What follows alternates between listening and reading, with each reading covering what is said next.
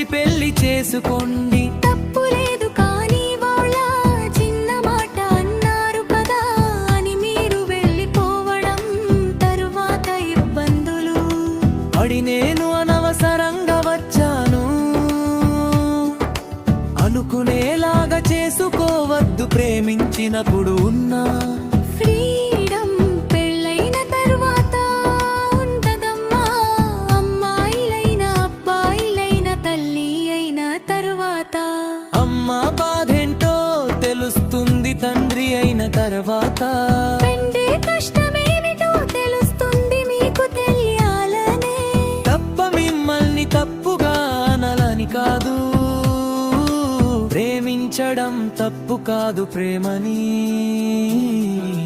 అబ్దలతో ఒప్పించుకుని